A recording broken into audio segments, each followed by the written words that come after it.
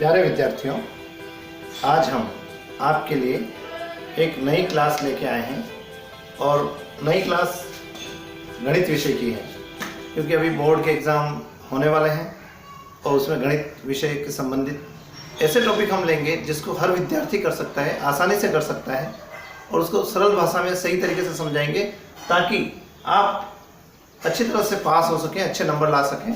यही हमारा टारगेट रहेगा। आप हमारे इस चैनल को इजी वे लर्निंग को देखते रहें, इसको लाइक करें, सब्सक्राइब करें और शेयर करें और अपने साथियों को बताएं, जिससे क्या होगा, आपको यहाँ हर विषय का मिलेगा। पहले हमने विज्ञान के बनाए थे, आपने देखा होगा। अभी हमारे विज्ञान में भी बनते रहेंगे टॉपिक। इसी तरह से गणित में भी हमने शुरू कर लिया है। धीरे धीरे सभी विषय हम इसमें कवर करने की कोशिश करेंगे, जिससे आपको एक ही जगह पे पूरा सामग्री उपलब्ध हो जाए। Thank you. चलें हम आज हमने टॉपिक लिया, देखिए, केंद्रीय प्रवृत्ति के माप। केंद्रीय प्रवृत्ति के माप, थोड़ा सा इसको हम सही कर देते हैं। केंद्रीय ऐसा होता है, ठीक है, पर गणित में इसका कोई फर्क नहीं पड़ेगा आपके लिए। अब देखिए, केंद्रीय प्रवृत्ति के माप, इसको इंग्लिश में कहते हैं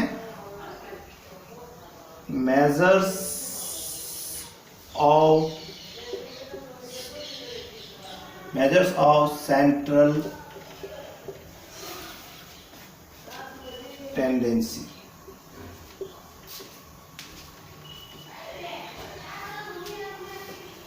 मेजर्स ऑफ सेंट्रल टेंडेंसी क्या अर्थ है? केंद्रीय प्रवृत्ति के माप का क्या है? प्रवृत्ति, किसी की प्रवृत्ति किधर है, क्या है, इसको बहुत इंपॉर्टेंट है समझना कि हम जब भी किसी रिसर्च है, अनुसंधान है या कोई भी कार्य करते हैं, कभी हम बहुत ज़्यादा लोगों का डेटा इकट्ठा करते हैं, आंकड़े इकट्ठे करते हैं। आंकड़े का मतलब भी समझिए आप।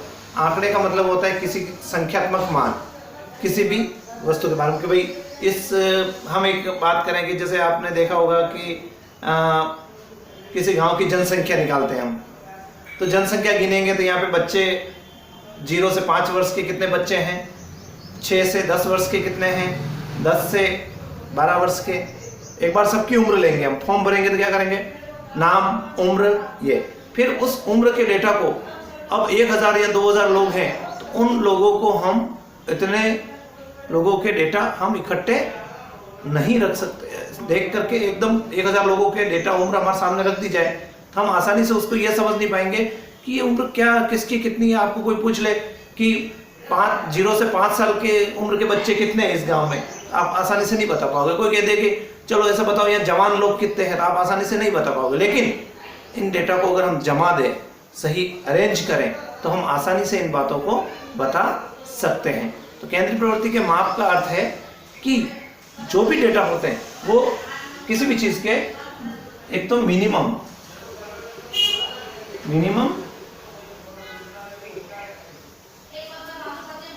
मैक्सिमम,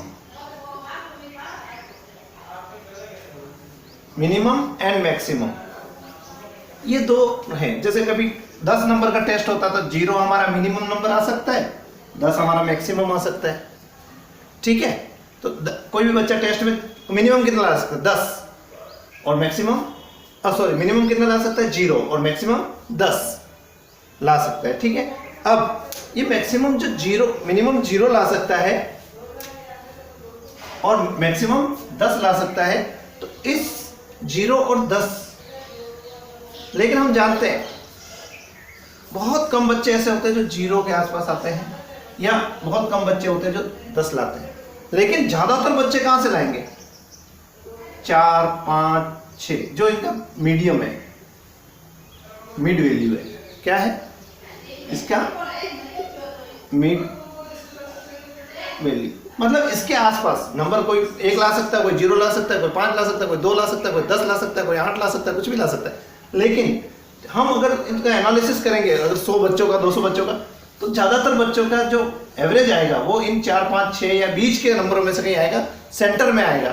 तो अधिकतर आंकड़ों की प्रवृत्ति क्या होती है, बीच की तरफ जाने की होती है, बीच के अंकों की तरफ रहती है। इसीलिए इनको केंद्रीय प्रवृत्ति, सेंटर को हिंदी में केंद्रीय कहते हैं, और प्रवृत्ति टेंडेंसी है, और मेजर्स यानी माप।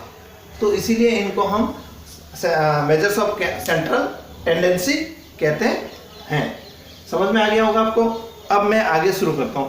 तो इनको, ये तो मेजर्स ऑफ सेंट्रल टेंडेंसी की बात हुई, लेकिन मेजर्स ऑफ सेंट्रल टेंडेंसी कौन कौन से हैं, क्या क्या नंबर है हमारे पास, ये हम देखें। तो मेजर ऑफ सेंट्रल टेंडेंसी में क्या क्या आता है वो देख लीजिए एक बार फटाफट आप, फिर हम आगे बात करें। तो मेजर्स ऑफ सेंट्रल टेंडेंसी गणित, तो इसमें आता है एक तो माध्य,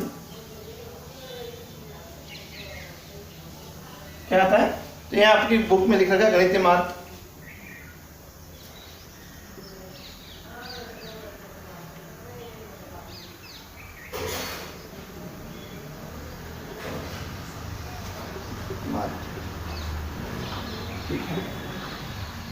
okay, next.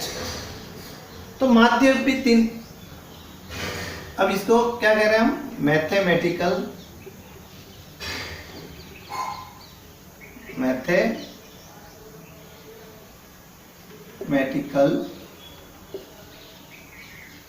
Average, mathematical average गणितीय माध्य। गणितीय माध्य वापस तीन प्रकार के होते हैं। आप ये छोटी छोटी चीजें ध्यान दें, बहुत काम की है, ये कंपटीशन एग्जाम में भी बहुत काम आता है, कंपटीशन एग्जाम में भी पूछा जा सकता है गणितीय माध्य और स्थिति संबंधी माध्य में क्या अंतर है। ठीक है, तो गणितीय माध्य में कौन कौन से मान, तो हमारा आएगा समांतर माध्य, क्या आएगा, समांतर माध्य। बी गुणोत्तर माध्य,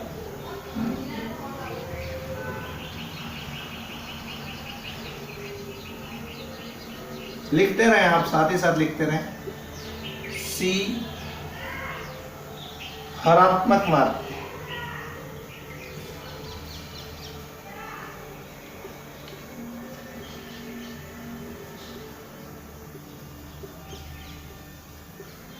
ठीक, इन सबको इंग्लिश में क्या कहते हैं देख लीजिए।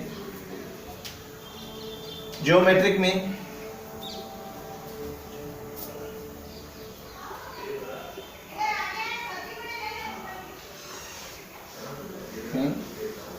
और हार्मोनिक में, इसको कहते हैं हार्मोनिक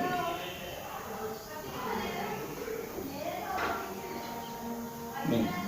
ठीक है, तो ये मान, और अब है हमारे, ये तो हम आगे चैप्टर में पढ़े हैं हम, आप जैसे आगे आपके एक चैप्टर है गुणोत्तर माध्य, समांतर माध्य, तो उसके ऊपर हम चर्चा करेंगे।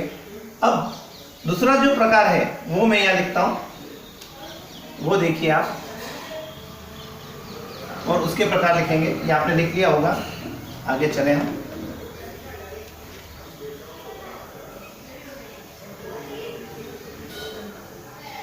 स्थिति संबंधी माध्य, दूसरे माध्य क्या होता है,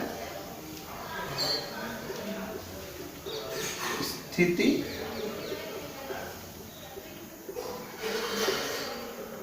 संबंधी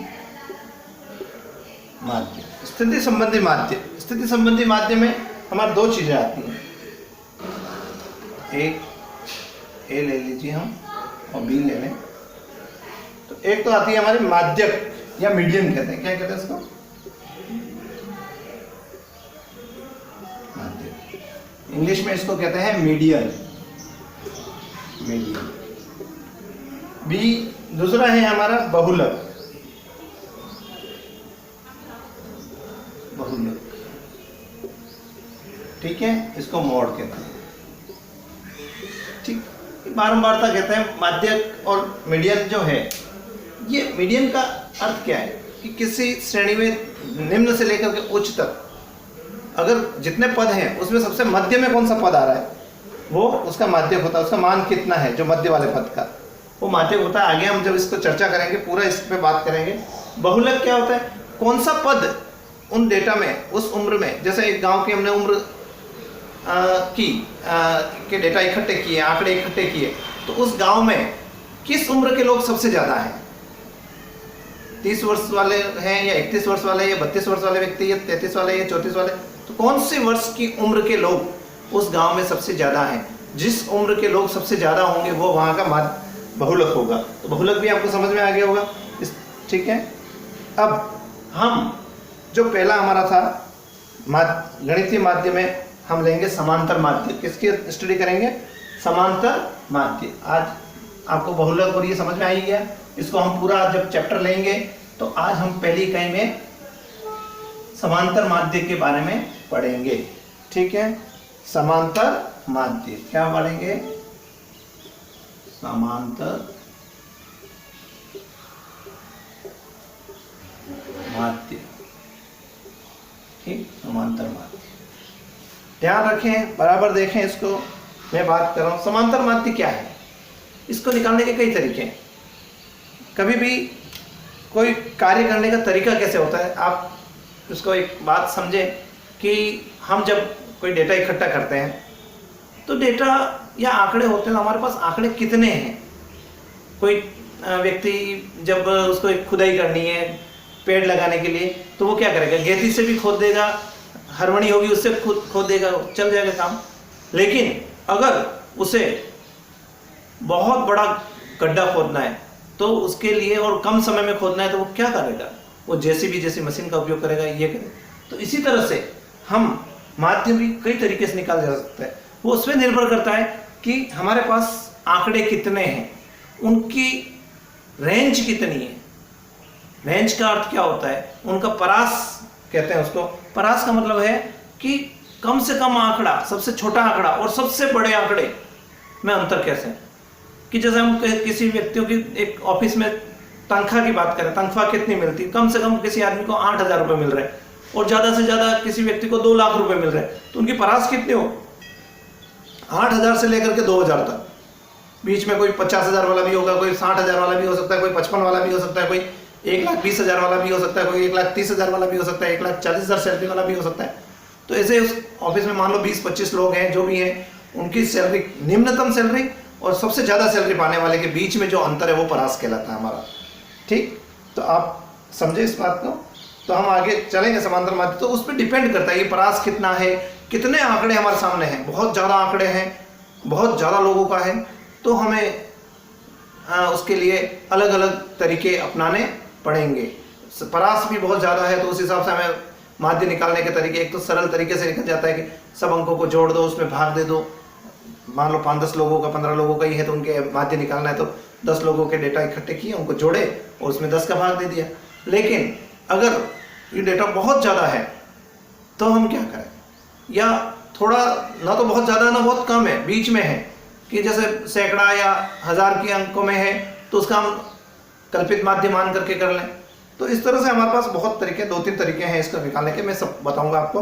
पहला सरल, सबसे सरल तरीका है समांतर माध्य का कि आपको सूत्र लिख दीजिए, ये इंपॉर्टेंट है। सरल, सबसे सरल सूत्र समांतर माध्य, ये हमारा औसत का सूत्र भी ऐसा ही है। समांतर माध्य बराबर आंकड़ों का योग, आंकड़ों का योग, आंकड़ों का योग बटा आंकड़ों की संख्या।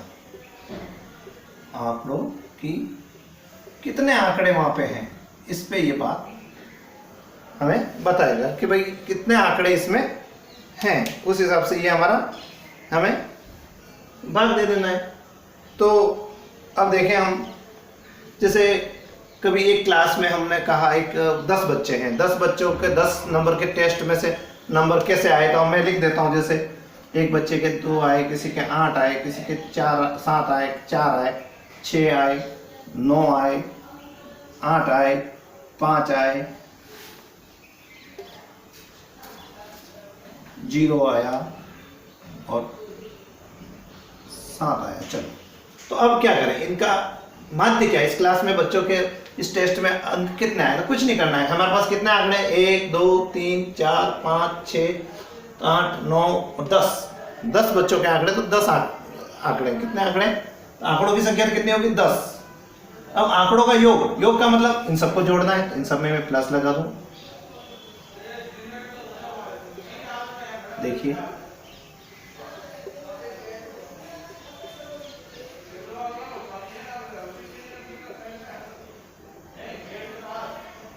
बटा 10, समांतर माध्य बराबर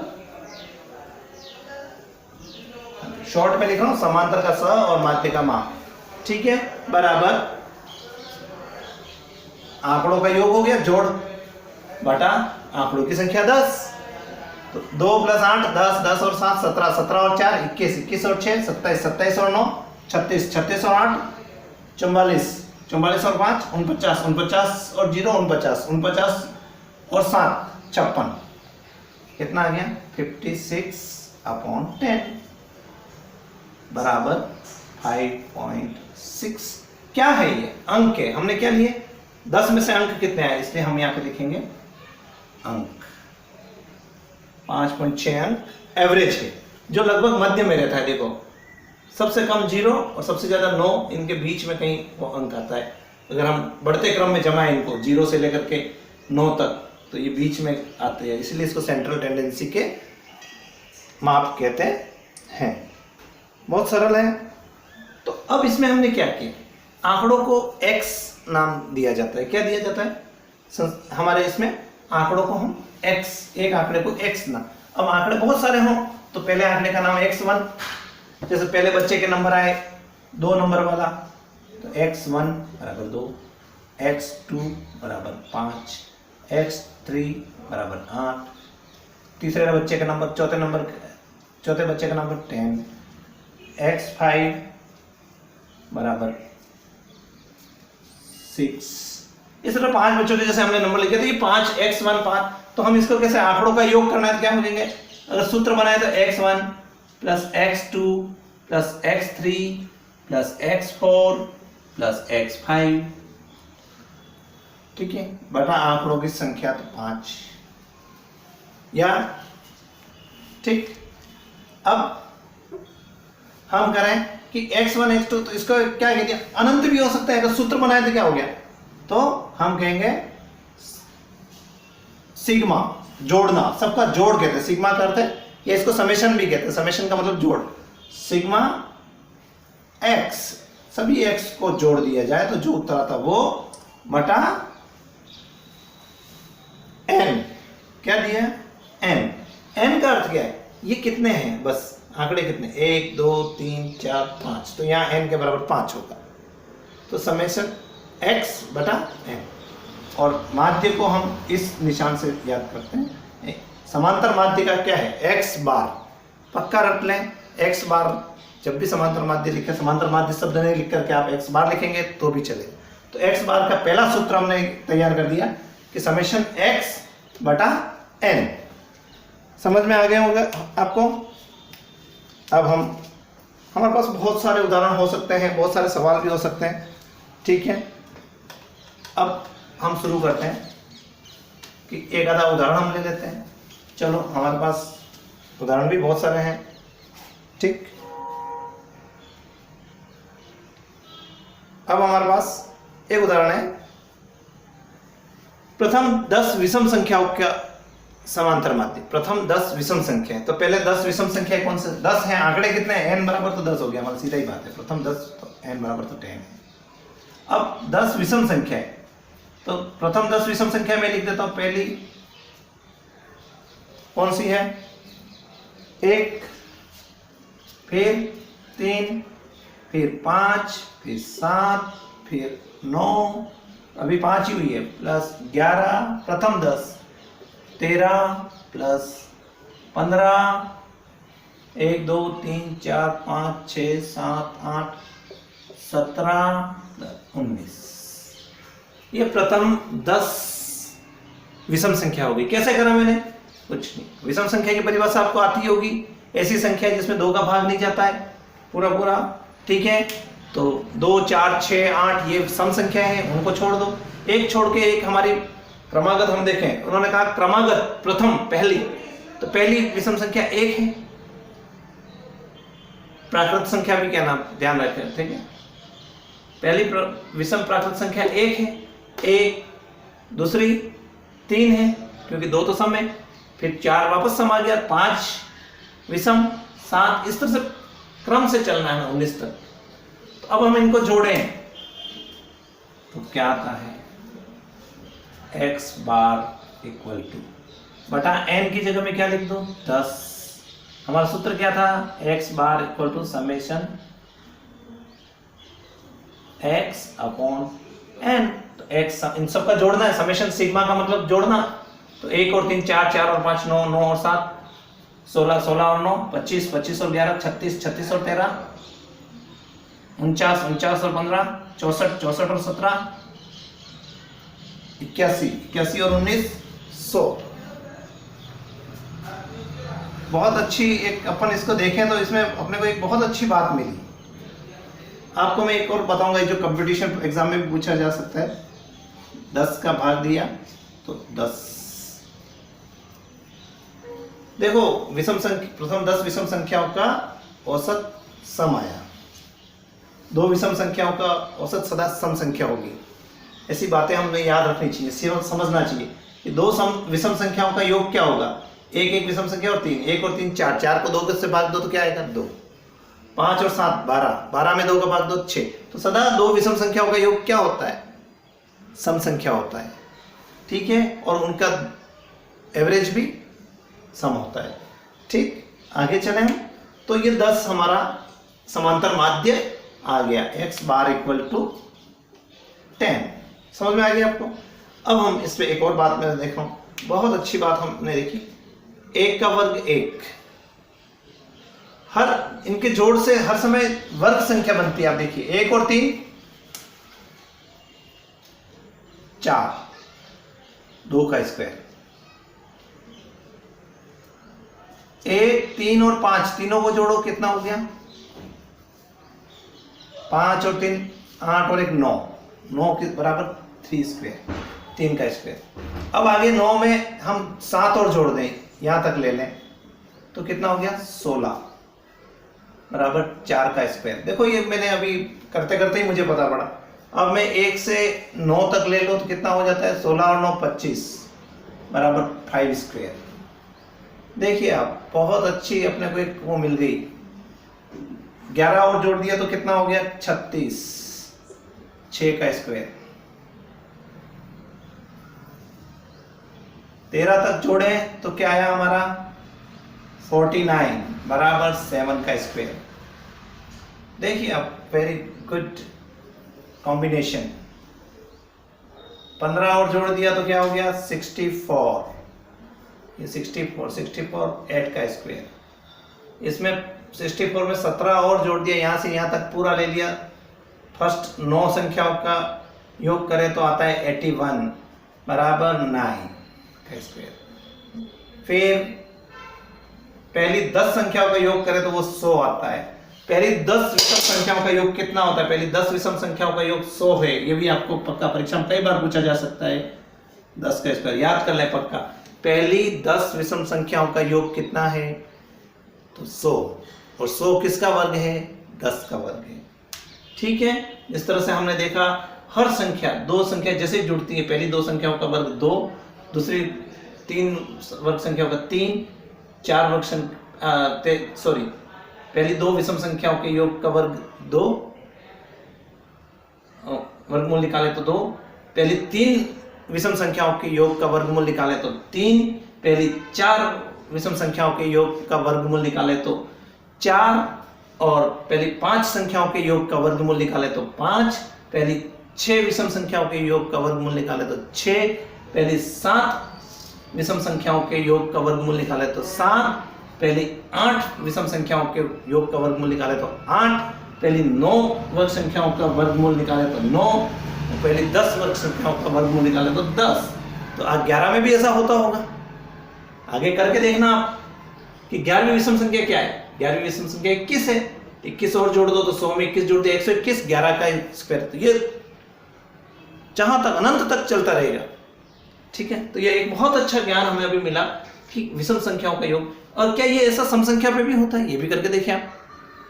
पहली सम संख्या और दूसरी सम संख्या क्या है, पहली सम संख्या 2, दूसरी 4, 4 और 2 6, वहां ऐसा नहीं होता। तो हमें ऐसा करके कंपटीशन में कई बार ऐसे पूछा जाता है, पर जिसने जो एक तो व्यक्ति क्या करेगा उसको करके देखेगा, टाइम कम होता है कंपटीशन। जो हमारी प्रतियोगी परीक्षाएं होती है उनमें हमारे पास समय कम होता है, और समय कम होता है और उस समय ऐसा ट्रिक्स हमारे पास है तो हम बहुत आसानी से उत्तर दे सकेंगे। कोई कहते हैं पहले 7 विषम संख्याओं का योग कितना होगा, हमको कहना है उसका 7 विषम संख्या 7 का वर्ग 49 होगा, खट से हो गया, जिसने ऐसा कर रखा है। नहीं तो वो जोड़ेगा 1 + 3 + 5 + 7, तो इस तरह से वो जोड़ेगा तो कब तक करेगा, तो उसका सवाल करने में समय लग जाएगा, और समय परीक्षाओं में नहीं मिलता है, हमें बहुत कम मिलता है। तो आप ऐसी ट्रिक्स को भी सीखें जिससे आपको ज़्यादा समय मिले। आज के लिए इतना काफ़ी है, हम आगे और क्लास को समांतर माध्य पे बहुत सारी बात करनी है। एक क्लास पूरी समांतर माध्य पे कल चलेगी, ये इंट्रोडक्टरी क्लास थी, ये सिर्फ परिचय था हमारा, आगे हम इसको पूरा करेंगे और ये पूरा चैप्टर एक प्लेलिस्ट में रहेगा, तो आप इस वीडियो से फिर अगला, अगले से अगला ऐसे देखते रहेंगे। थैंक यू, लाइक करें, सब्सक्राइब करें और मेरे से जुड़े रहें। ठीक।